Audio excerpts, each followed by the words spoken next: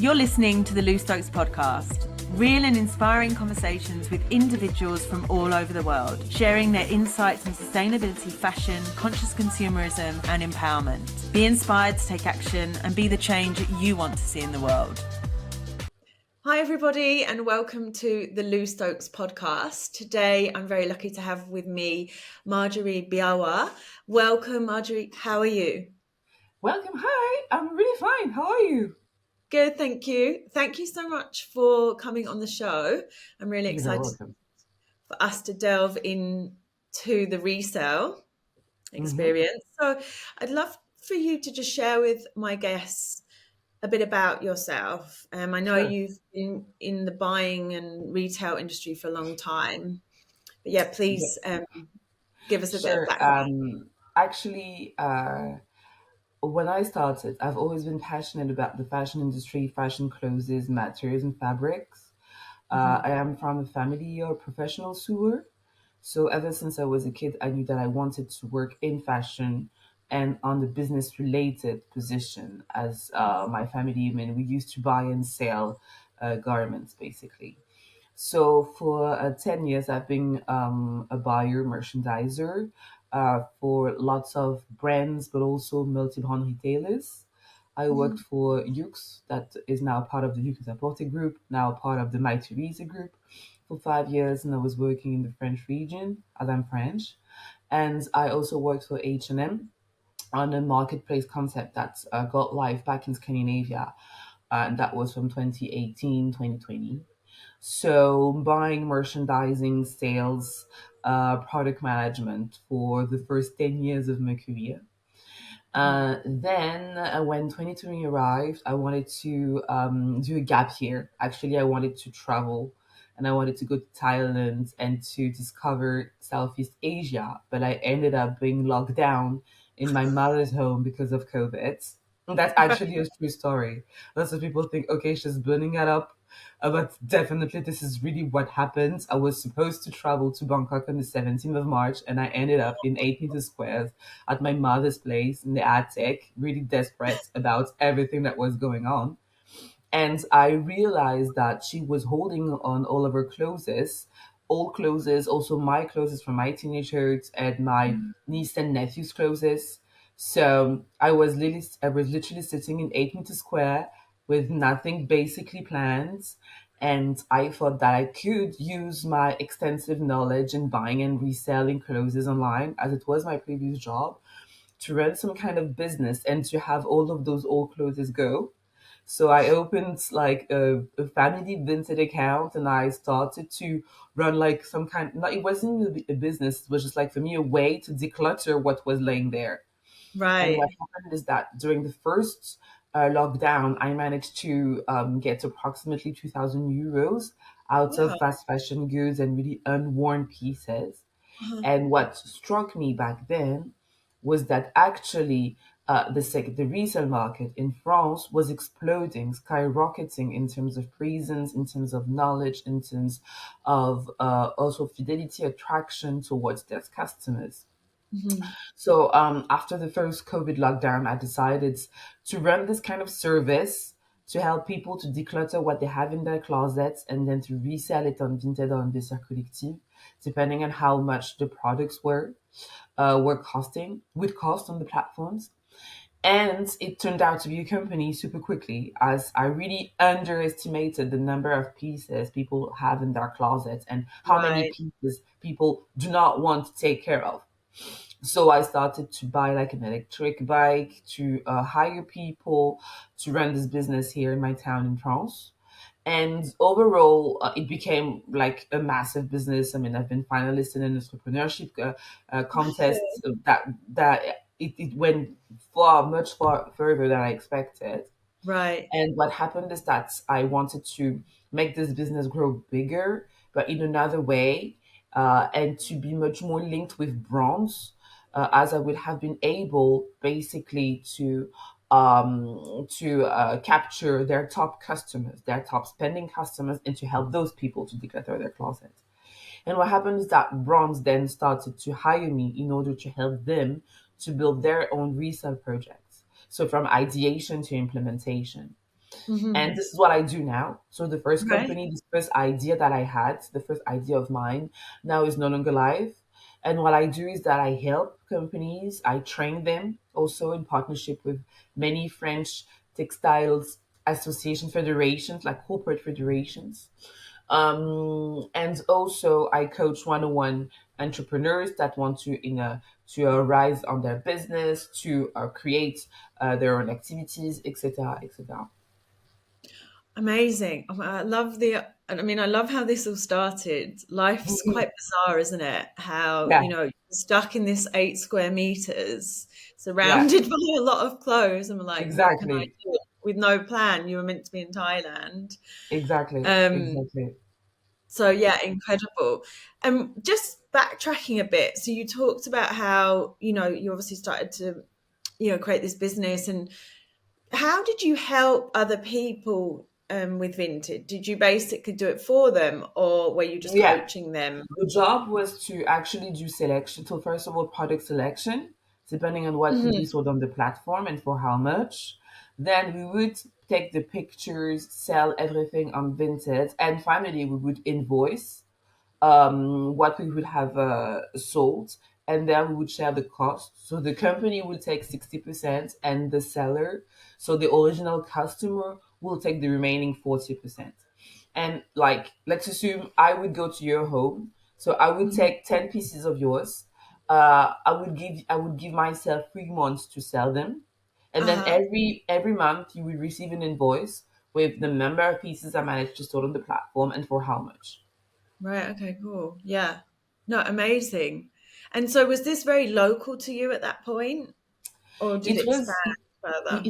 it was really local because it was complicated to expand the platform because um, I was I was really reluctant in sharing, first of all, the idea, not the idea of my concept, but the visibility of my concept to people that Hmm. I knew nothing about, and Right. to have this responsibility of people going to other people's homes.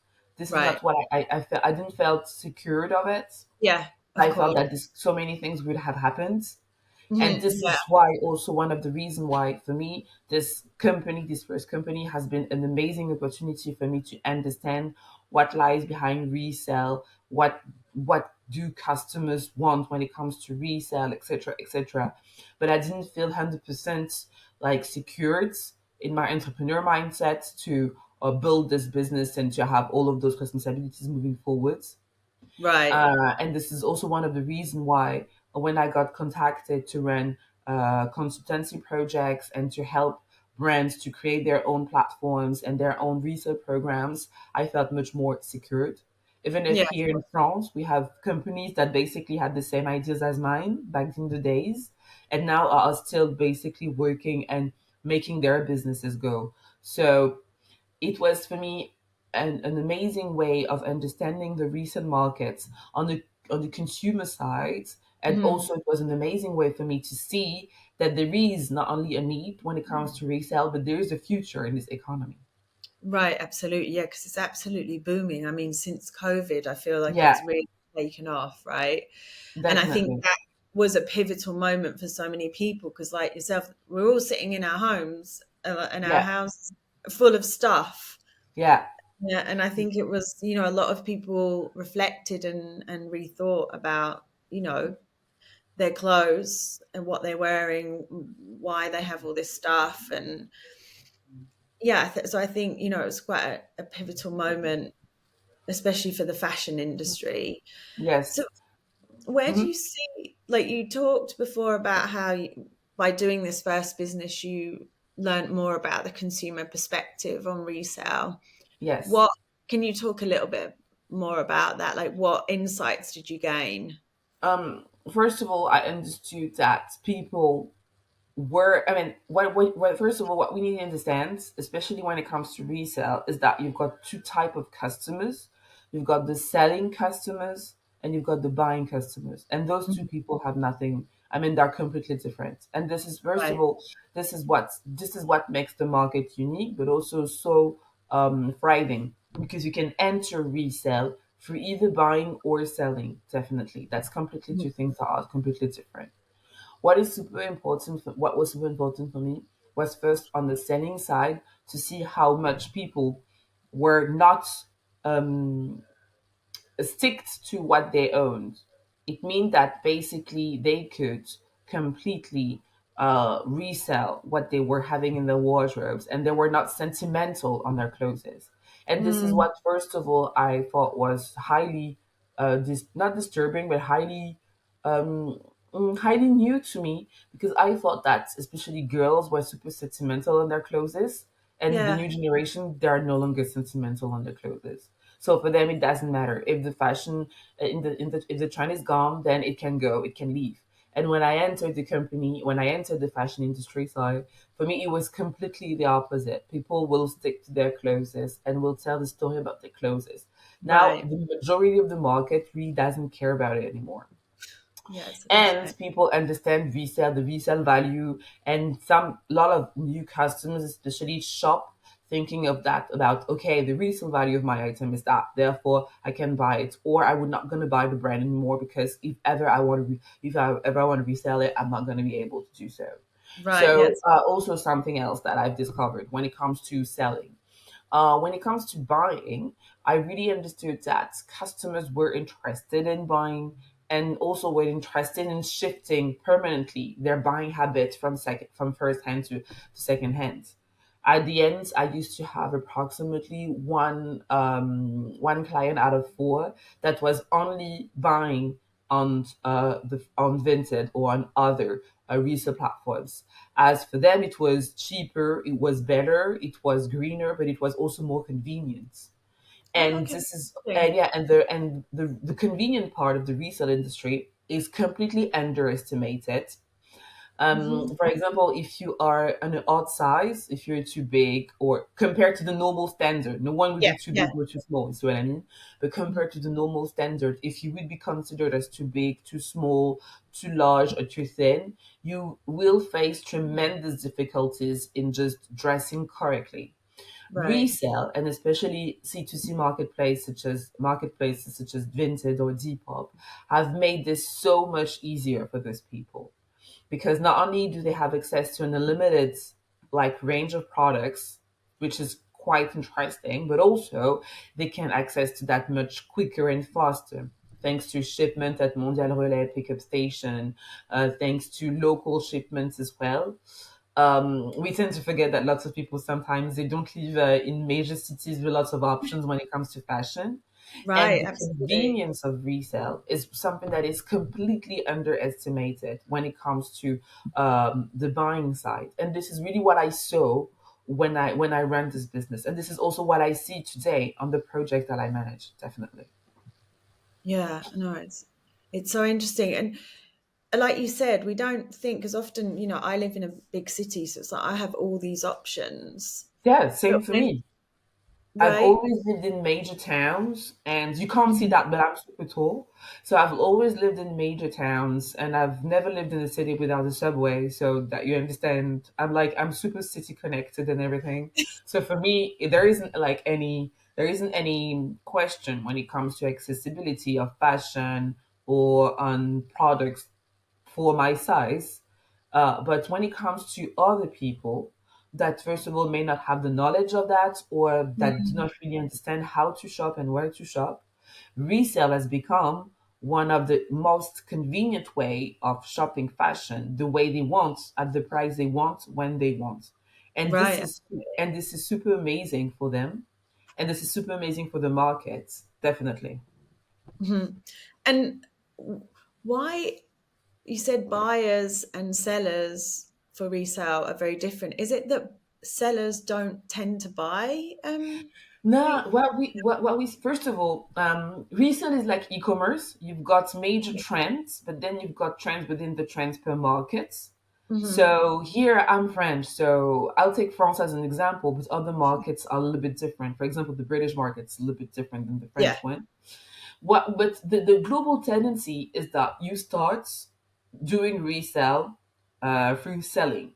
Why? Because there is an amazing way of making money, of gaining from the incremental value of what you own, what you possess, increasing purchasing power, etc., etc., etc. So Mhm. what we know is that, like, a typical resale player will start by selling, and then it will take maybe for 6 months to a year, depending on like age, depending on lot of criteria, for that resale seller to become a resale buyer. And Right. then the resale buyer gets resale seller, resale buyer, resale seller, resale buyer. And then like the circle is getting fixed. What we know is that, for example, there are some markets, like Italy, for example, is a market where people are having longer time periods before selling and buying, while markets such as Germany or even the Netherlands, where braderie and all of those like flea markets were super popular. I've got Yeah. a shorter period of time between buying and selling, and Hmm. other markets such as the UK where people just start buying without selling. So Right. it's different, but on general, we see that you start by selling and then you buy secondhand articles. Right. Okay. Yeah, it's fascinating. It's almost like you kind of your perception shifts Yeah, of it. You start definitely. doing it to make some revenue, Mhm, to make some money, and then you're like, mhm, actually, which is kind of, I guess, in a way, what happened to me. I started to sell some stuff on Vinted. I don't sell loads on there, but it was again, oh, I have this. I don't know what to do with it. I don't feel a yeah, connection to it anymore, or or my style has evolved. So I've sold items on there, um, and then I've bought a few items on there. But it was only through selling, actually. Now that you're yeah. talking about it, that I actually bought some stuff. So how do you feel about? Because I always think to myself, I guess this is something I think a lot about as a consumer as well of resale, is sizing. Mm-hmm. Because often for me, it's like I can vary. Because sometimes I'll be a small, but other times I'll be a medium or even a large Mm-hmm. because I want it more oversized. Or so when it comes to sizing and Mm. like not being able to try something on, um, is there an issue with that? Or because you can't actually return on resale platforms, can you? That's a major issue, because as resale is the land of individual pieces, and even for highly standardized brands that are massively producing, you can have differences from batch to batch. This is how it called, or how it is called. I'll take this shirt as an example. Uh-huh, So I mean, let's assume that it uh-huh. comes from, I don't know, Marcus Spencer. Okay. And Marcus Spencer would have produced like 100,000 pieces of that. Maybe the first like 500,000 pieces, the first 50,000 pieces will be produced as per Marcus Spencer's production team standard. So it would be like maybe 55 centimeters here, 62 here, like 70 centimeters long. I mean, just the standard way. But maybe you will have 10,000 pieces that would be produced with 2 centimeters extra, 3 centimeters extra here, and 1,000 pieces that will be produced with 1 centimeter less here and 5 centimeters less there. Because for whatever reasons, Marcus Spencer's would have subcontractors across Asia, and one would have Mhm. respected the rules of measurements super correctly, Right. and another one won't. So even let's assume that we manage, thanks to AI or whatever solutions there is now, to understand and to match picture with the product, Hmm. there will still be some kind of lagging zone where you Right. won't Yeah. know if the measurements that is listed on the platform or online would be the right one. So the only way to really confirm that and to reassure people is through handmade measurements. But this is so time consuming, and this is not effective. I mean, this is not like super effective as people would say, okay, you did the measurements, now I'm going to buy the product. Yeah. So the problem when it comes to measurements is that I've seen that Vinted now is pushing their customers, their sellers, to put measurements on the platform. But when you have like 100 pieces to sell, they are very, very, very. It's very, very unlikely that you'll measure those 100 pieces. So Yeah. it's an issue, as Mhm. basically we know that this is preventing lots of people to embrace even more resale, especially online, as you Yeah. can't really try it out. Yeah. However, I guess that this is part of the issues that and the challenges that we will have to face moving forward. Yeah, absolutely. I mean, let's see what happens with like the Yeah, evolution of AI, right? And exactly, how, virtual changing rooms and things like that are gonna, exactly. we shall see. Um, while you were talking there, it just came to my mind about, because I saw that Zara launched a Yeah. pilot resale. I think it was Hmm. late last year. And I think a lot about when the more fast fashion brands Hmm. start to evolve, with their sustainability initiatives. What is, do you think that brands that are overproducing, because we all know that types Hmm. like Zara and Mango, well, and a lot of brands in general overproduce. Hmm. Do you feel like resale is kind of a way to actually kind of, what's the word? It's like, is it a way to entice consumers to actually buy more in a kind of Ah, I see what subtle you mean. way of like, you can resell it. Mhm. Um, do you know what I mean? Yeah, It's like, sure. oh, I can buy this and I'll wear it for 2 weeks and then I can sell it. Sure. So those are questions I get asked a lot and super Right. often. And I have a vision that is first of all super personal, and that is completely at the opposite of what I would say sustainable focused executive will say. Mm, What I when I see behind this resale, I see just a way of actually fostering on the longer term the way people are buying and selling clothes. So it's a movement. It's not something that is set in stone, and we have the tendency to actually analyze and to make assumptions on what's going on right now. So, of course, right now, a lot of fast fashion brands are embracing resale, and at the same time, they're overproducing. So, honestly, it's contradictory totally, and that is very right. true.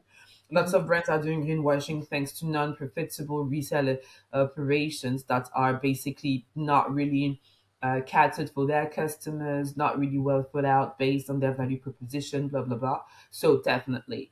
Mhm. However, what is the mission of resale? The mission of resale is to have clothes being resold again, and to have their clothes, the life of those clothes extended.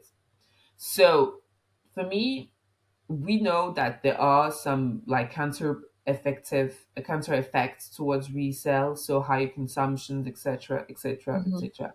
But for me, it's just part of the deal. And the Right. bigger picture is actually to educate as many people as possible to embrace this new way of consuming. So it's like any other social progressive movement. There are some elements that you can't really control that will be Right. counterproductive and that will have a negative impact, that will negatively impact the global mission. But the global mission for me is really what matters the most. So brands such as Zara, or even H&M, if you go to some H&M stores in Berlin and in Barcelona, you also have secondhand items now. Mhm. Brands like Zara and H&M, of course, they are part of the problem.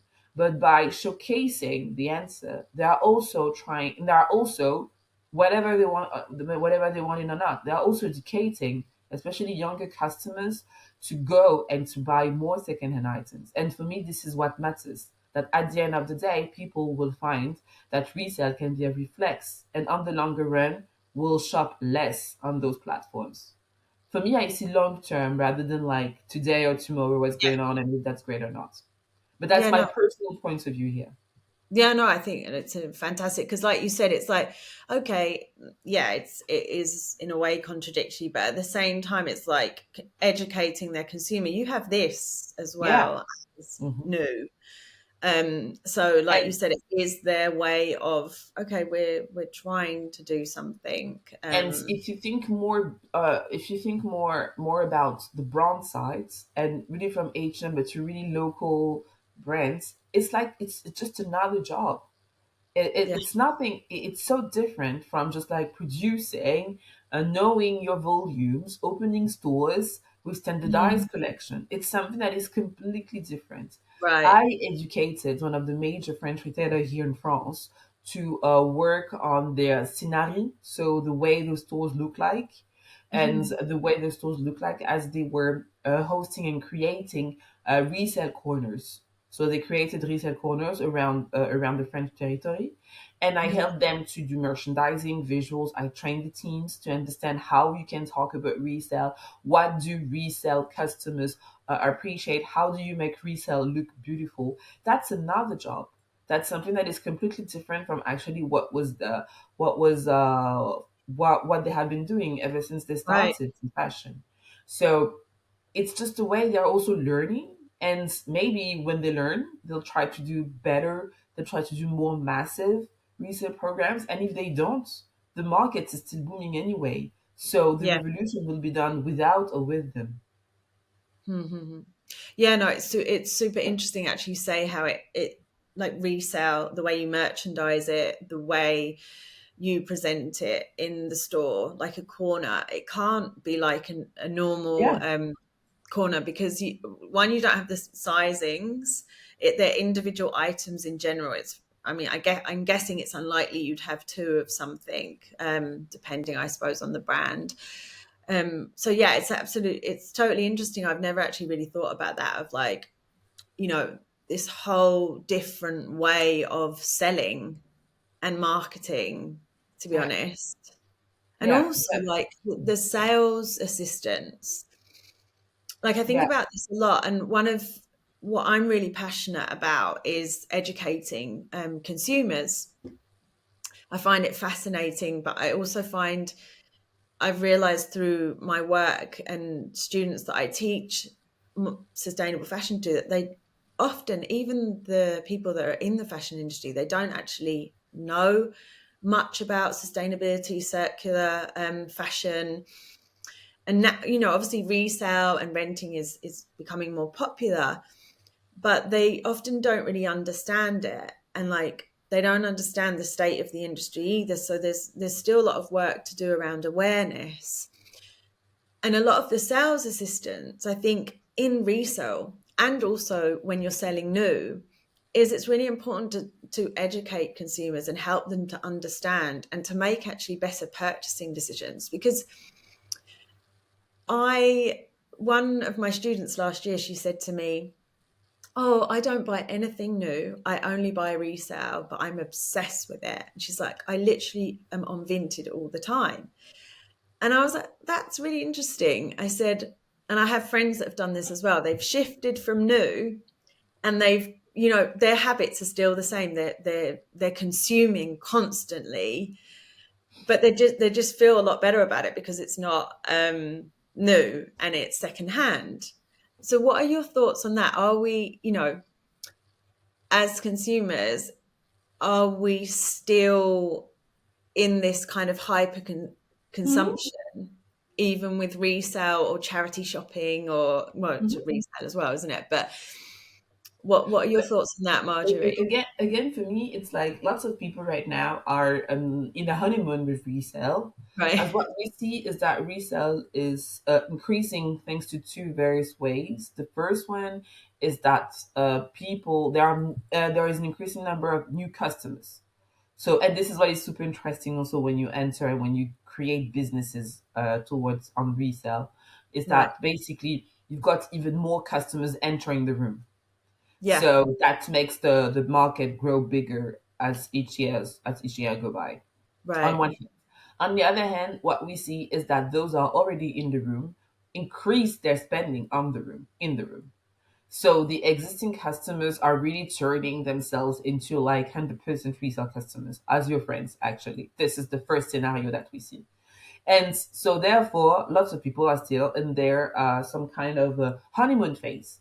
Like, okay, wow, the value proposition of resale is giving you the opportunity, enabling you to buy products with high quality at 60 to 70% discount. I mean, that's an amazing value proposition. Yeah. Yeah. So, here, what we see is that customers are really living their honeymoon phases. I believe that in the longer run, people will just like chill, if I can say that, and decrease their spending, as resale is not the magic tree as well. Yeah, I of mean, course. it's super, sometimes not convenient. As you said, the sizing issue is a big issue. You can't buy everything second hands, and maybe you won't find everything second hands. And at the end of the day, resale like makes us even more wonder about how many pieces we buy and if that's okay to buy them. Yeah. So what I firmly believe is that the honeymoon phase of the resale industry will end up in a couple of years. And actually, this is also what you can see with the graphs, where we see that the annual growth for the resale market will decrease starting from 2027, 2028. Oh, okay. We'll see. But again, in order to embrace, not to embrace, in order to catch as many customers as we can, we have to accept a little bit those side effects. But Yeah. that's again my personal vision. Yeah, no, no, it's great. Yeah. No, I find it really fascinating. So, brand, you've talked about how you shifted to working with brands. How are they very accepting of this new way of selling to consumers? Or Lots, yeah, lots have changed over the past 3 years. 3 years ago, my position, like as a business resale consultant, wasn't even a thing. I mean, right, it yeah, was. I think that I basically was the very first one on LinkedIn in the French market to highlight that as my title, and mm. lots of people will say I don't understand what you're doing. uh, Really, like resale brands, fashion, like okay, let's take that to garage sales, blah blah blah. Yeah, yeah, Now I see that brands have shifted super quickly from mm. we're not going to do it. It's not part of their business. As we need to figure out what's going on. So we need to educate ourselves. As from right now, the where they stand is that most of them say we need to do something about it. So lots of them are trying out, externalizing the projects and programs, as basically we know that our entry level customers, but also our younger customers, are no longer buying us directly on stores or online. So we need to act on that. Mm, And mm. it has changed super quickly, because 3 years is basically nothing Yeah, if you look at some brands' 100 years longevity. And again, abs- as it is a completely new job, the fact that they've been embracing it and they've at least been trying it a little bit of the way, is super interesting. yeah, yeah, absolutely. Yeah, no, I feel like it's very pivotal times for the Yeah, fashion industry. What definitely.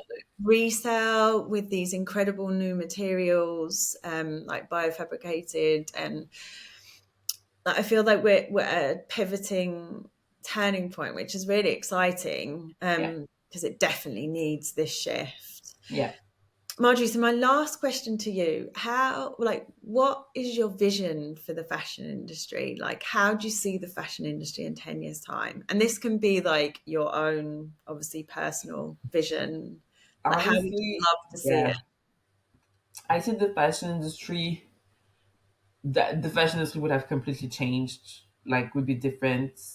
I think that approximately a quarter of all the brands that we know will no longer exist, Wow, and yeah. maybe will not be repriced. Like really, from a quarter to a third of the brands and of the labels we know won't be replaced. That's for sure. Mhm. I think that resale will be a major pillar for some brands' growth, Yeah, digitally, physically, remotely. I mean, depending on the brand's value and strength in the market.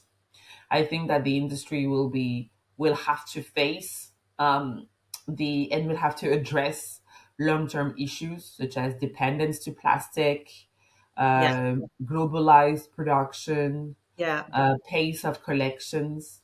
I think that this would no longer be possible yeah, in 10 years time, for so many reasons, environmental, political, geographical, yeah, whatever, yeah, all that's will happen.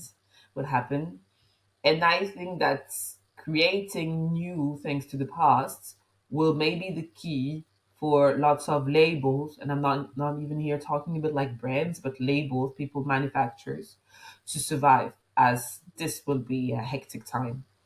Yeah. Yeah. Well, often they say before a transformation, there's a lot of chaos, Yeah, right? So, and the fashion industry, I mean, what we see today is just infeasible in 10 years time. There's no even like, it's nothing about my faith or my belief. It's just about the figures and the numbers and the natural resources that won't be there. yeah. So, and the prices of them, it's just a matter of, that's just mathematics here. Yeah. Yeah, absolutely. So thank you, Marjorie, so much for coming You're very on. I've welcome. really enjoyed our conversation. Thank Please could you. you tell please could you tell our listeners where to find you online? Sure. So actually, Oh, I can't hear you. you can't hear me? Ah, okay, cool. So Now actually, I can. Now I can. okay, now you can, lovely. I'm super visible on LinkedIn, so you can just type my name, Marjorie Biawa, and you will find me. I'm a top voice when it comes to circular fashion and circularity. There is also my Instagram profile, which is Second Concept FR, when I give lots of education advices to young secondhand entrepreneurs. As I've said, that I teach Yes. them. And there is also my Yeah. portfolio, so formation-secondemain.com. That is actually my platform when I train digitally young professionals. Okay, amazing. I will put all this, if Yeah, you send that to me, I can put all that in the sure, show will notes do, so that people will have it. do. Thank you once again and have a great Thanks. day. You too. Thank you. Bye bye. I hope you've enjoyed this episode, and if you did, please subscribe to the Lou Stokes podcast. Rate and review in the Apple Podcasts, Spotify, or wherever you're tuning in from. I'd be so grateful. Also, check out the show notes to learn more about my guests and learn more about me on my website, www.loustokes.com. Until next time, be inspired, take action, and be the change you want to see in the world.